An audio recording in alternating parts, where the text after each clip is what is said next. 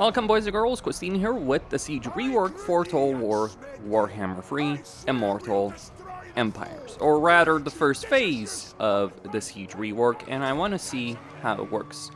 Right off the bat, we do have a pretty substantial quality of life improvement. Specifically, that the wall towers have had their range significantly reduced, because previously, the way you deploy an army like this, I've got Malachi versus Caven, or Gotrek and Felix versus Tankwell if you want to go with that. But the way you deploy previously is you'd kind of deploy all your forces in this corner right here. And the reason you do so, and you'd also position all of your heroes in the front, everything else behind, so that they would soak the damage. But you do so because you didn't want to get hit by all the wall towers at once. But now you do have space to deploy, which is good, because yes, doing this, it felt really derpy. Like, it was a question of like going into a siege and just finding that like point where you wouldn't get hit by the wall towers. Now, there's still a value proposition in doing so, because it means you don't have to destroy as many wall towers, but just being able to deploy my forces, spreading them out, feels a lot better, I gotta say. Though it seems my artillery may struggle a bit to actually get in range. Okay, so that's one of the things. The other thing is AI behavior. Most sieges that you're going to play in a campaign, or most sieges that you should play in your campaign, if you're playing the game properly, are going to be offensive sieges. This is according to Creative Assembly themselves. Just to be very clear on this is not like me arguing like how you should play or anything like that. Creative Assembly themselves have stated in the past that the vast majority of sieges in a campaign are offensive sieges. That's the reality. This is important because a lot of the comments that you might see online from various people is like, oh, I want sieges to be like this for defenders, right? I don't care how they are for defenders compared to how I care how they are for the attacker. And one of the problems we do have with regards to default sieges is the AI behavior. Now, yes, we do have the new ladders. Personally, I'm going to say this outright, I've never cared much for using ladders in pretty much any Total War game. It's a good way of sending guys on a wall, getting them killed, having them take a significant amount of damage. So I'm going to do it here, but I do want to make that specific point. The gate is broken because artillery, but let me just send these hammers right here against that specific gate and see how they're going to handle it. Drop the siege equipment. Okay, so yeah, if you're gonna ask me to spend time building a ram, by the way, before I can attack a settlement, I'm curious about how that ram is going to handle things. They did mention that they buffed the wall towers. From what I can see, and this is a high-level settlement, it doesn't necessarily seem to be a very significant buff, right? So, yeah. I'm sending units on the wall. What I'm curious to see is like, how is the AI going to behave in regards to that? Because a lot of the time, the way the AI will behave in a lot of different sieges is they're going to kind of like just go schizo, and like they'll send some units to try and hold the choke point, but then they'll keep everything else in reserve. So that is the big question that I do personally have. Will the AI actually use its forces properly? This is, by the way, on very hard battle difficulty, though AI stats though I've turned quote-unquote battle realism off. And I've also... Let's send Gabriel. So I've turned battle realism off. And yes, you do still have the behavior of where you order a unit to attack for a gate, and they're going to try. Come on, Garagarim, stop doing that. Please don't die like a fool. Like, I don't want you to go. Like, that's the reason I put the ladder. So ladders and siege towers they still have that problem, unfortunately. Alright, so we got Gabriel there, so it's like we still have to deal with that. Yeah, maybe it's a good thing CA removed wall ladders, because yeah, they were pretty bad. Like the gate there got destroyed pretty quickly, so it's like from what I can personally see with regards to that specific behavior, it does seem that the new game, like there's so many line of sight issues with gates and walls and all that. That might have been a bigger priority for them to fix, as far as I'm concerned. Oh man, this is awful. Like, oh come on, come on, Malachi. I just want him to get inside so I can actually use his abilities. But he can't. Oh, come on. Let's try it like this. Alright, so we got like they're gonna die. Or I'm gonna try and keep them alive, but yeah, so issues still exist with regards to that. I will say on the flip side, the AI does seem a bit better with regards to concentration of its forces at the gate, so that is a good amount of Skaven that have been concentrated there to try and stop me, as opposed to having to chase down after every single one of these bastards all over the settlement. That is not a fun way to play a battle. Though they still have forces in the back. Yes, I know, not necessarily the most optimal way of playing this battle. But when you're trying to, like, I would not have put that ladder there, by the way. Just gonna say this. Like, if I was playing the siege for real, I would not have put that ladder there, because I knew what was going to happen there. Very well. Onslaught. Iron Drakes. Bow through. But yeah, it seems the AI is a bit less insane than it used to be. A bit. So if they're concentrating their forces, like that's pretty much most of their army, or a lot of their army, though it seems they're using their range units. They should have positioned their range units on the walls. But yeah, less schizo behavior where like you constantly see them running around. They're still not using their forces very well. Will they go for... Oh man, I love them wasting my time climbing the freaking...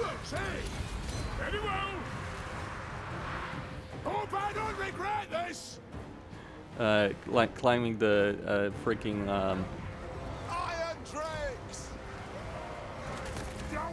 the freaking ladder.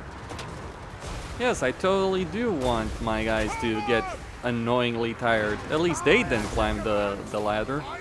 Yeah, just the derpiness of pathfinding is still very much a thing.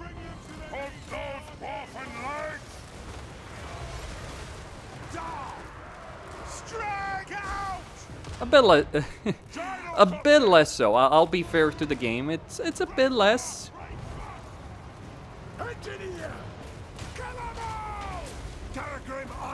And this is the thing, like in a lot of sieges, the AI would not behave like this. They would not concentrate their forces to try and stop me at the gate. They would just like run around, try and do shit.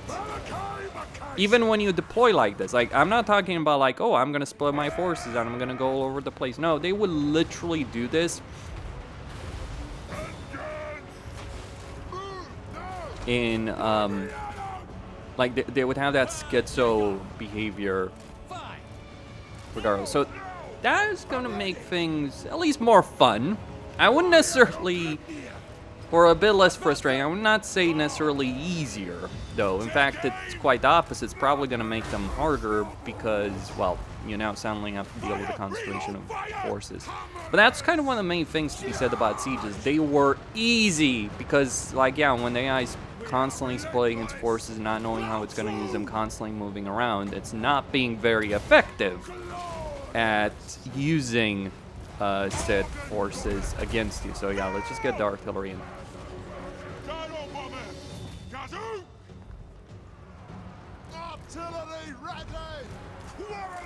So let me just speed it up. Warp Grinders coming in.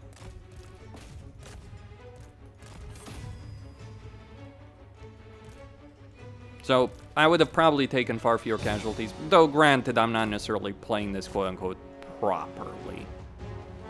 Like, I really should have just flanked around with my flying units, because that's kind of the thing that makes gyrocopters and gyrobombers work as well as they do, instead of just, like, you know, launching a full frontal assault with flying units. Though, yeah, so concentration, so AI movement of its units is better. It's still not concentrating its forces the way it should, from my view, so there's work to be done, but they've acknowledged that, so it's better, but yeah, still lots of issues. But I think, like, CA should really concern itself, like, okay, what is the value of sieges, right? We want to take the enemy settlements, okay, but we also want to reduce our casualties by as much as possible. If you're putting me in a situation where I have to spend, like, there's a behavior that people have, it's like, oh, sieges should be really hard. It's like, no, I think sieges should be fun. So I would say that this is better than what we had, but it is faster, for the record. Like, one of the things that's really bad about sieges the way they work right now is due to the fact that the AI is constantly pulling troops back, all that, instead of concentrating its forces in. Or what it's generally doing, it's sending a couple of units, but only a couple. Like, it sent far more units over here than it has done in any siege battle I've played in a long time. Because it's sending only a handful of troops to defend the gate, it just makes every freaking siege that you face in a campaign like a 30-40 minute slog, which you can't lose, because when the AI is just sending units to get mowed down or annihilated by the melee blob you may have, depending on which faction you're playing as, that's not gonna guarantee them a level of success. So this was faster, for the record, this was faster.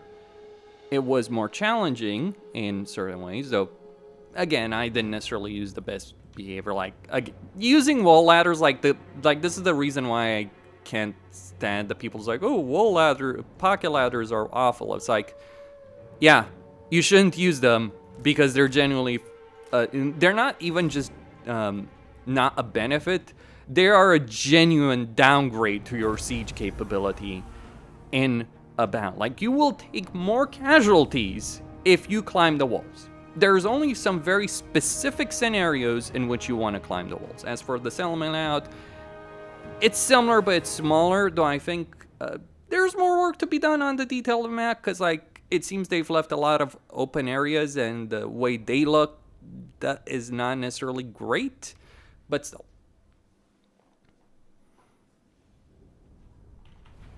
It's a good start, but it's just that, the start. I think they need a lot more changes, so, like, pathfinding needs to be far better. Like, it does seem a bit better with regards to pathfinding. AI behavior was much better. But I don't care about, like, wall ladders and siege towers and siege equipment. Like, seriously, even a battering ram is pointless, because in a certain sense, like, I don't care what the time is.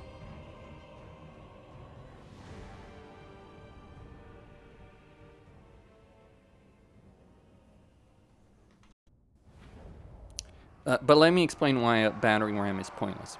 The reason a battering ram is pointless is because it takes time to build in a campaign, right? So would I rather waste my time building a battering ram? So, oh, that was a bit too close. Would I rather waste my time building a battering ram, or would I rather do this? I don't care what damage this guy's doing, right? I can just speed up this right here. So yeah, a battering ram might destroy the gate faster, to be sure, but it does take time to build. And besides, I won't just have one hero or one unit attacking a gate. I'll have multiple units. So by this point, the battering ram might have destroyed it, to be sure. But again, it's just like time to build. If we could get siege equipment instantly in a campaign, like if we could just show up to a settlement, it's like, okay, maybe you pay 200 gold for a battering ram, maybe then I'd use it. It's always the context of a campaign, and it's like, yeah, Gargram is just going to work right there. He's a slayer. What can you say, right? So, changes to sieges cannot happen just divorced from the reality of a campaign. If you're forcing me in a campaign to spend turns building stuff, I'm not gonna do it. Like, if I can attack a settlement instantly, like, the main consideration is, like, do I have siege attacker on units or a lord or anything like that? Or do I not have siege attacker?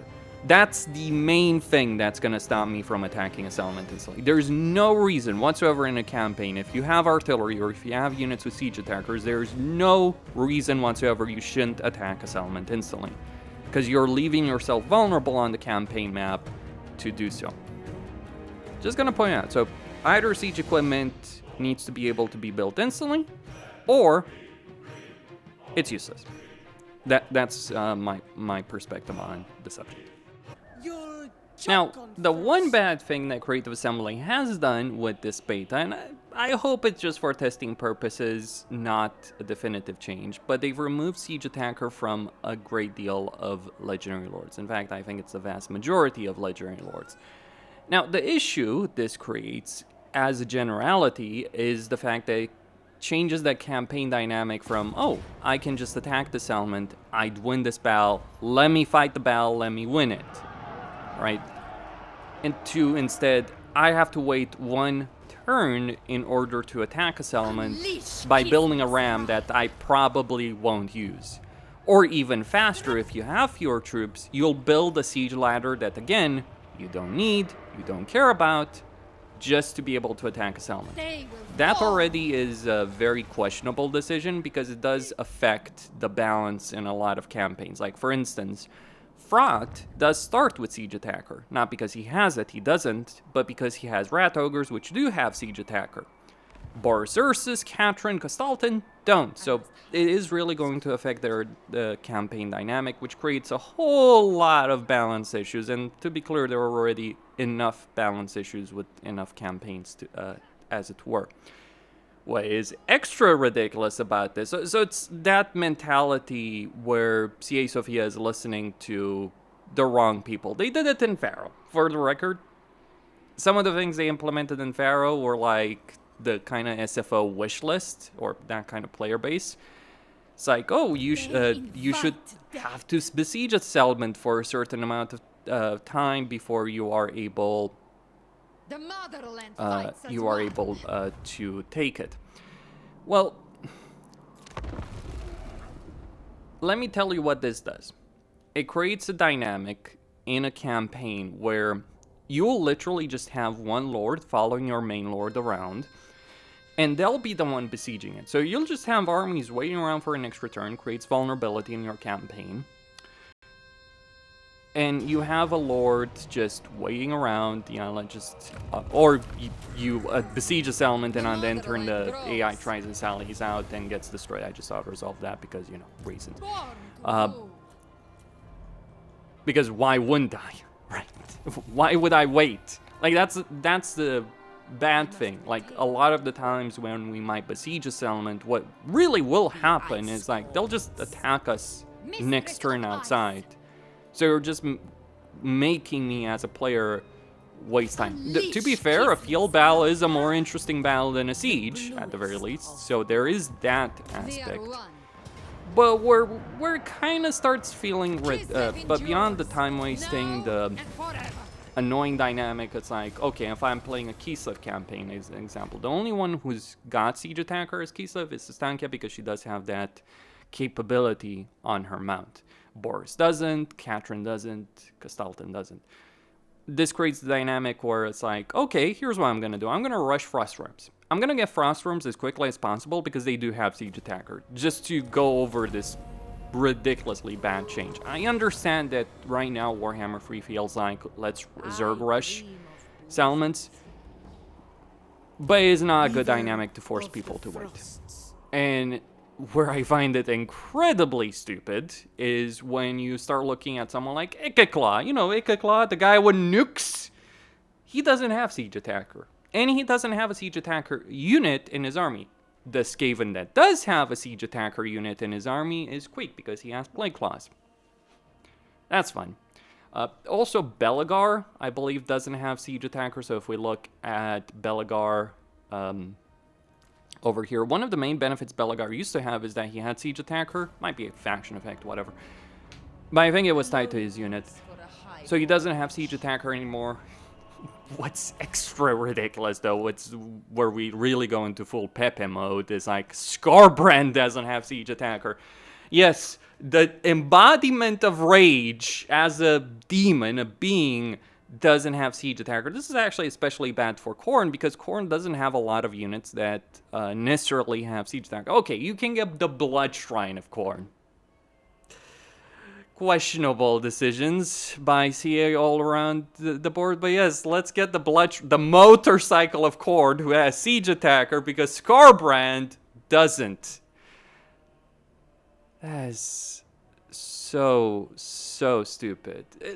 The Exalted Bloodthirster has siege attacker, so it's like, and it's especially bad for Khorne because when you're playing a Khorne campaign, like if you're playing Arbol, if you're playing Skarbrand, all that, you kind of want to fight battles instantly and then keep moving, raise this element, keep moving, keep the momentum going. That's the whole shtick of Khorne's campaign. So they're screwing over that entire gameplay loop for what? Maybe some people can explain it. To me, it just seems incredibly short-sighted and stupid. And it seems like they really didn't think that one through. If CA wants to rebalance every single campaign in the game around the dynamic of siege attacker, removal, etc., there's a reason why they added it. Removing it is not a great situation, from my view. I think it would be fine if they removed it but gave people the ability of instantly building siege equipment, but again, it's gonna be that situation. I'm gonna tell you what's gonna happen. You're gonna spend a fucking turn just building a ladder, or two, or however many you have dependent on the size of your army. You're gonna do that every single time. You're gonna waste turns doing nothing. And as far as I see it, the Enter and Button Simulator is not a great way to design a game, balance a game, or handle things. That's my perspective. Costine signing out. There are some improvements. There's also derpy changes that don't make sense. Stay tuned.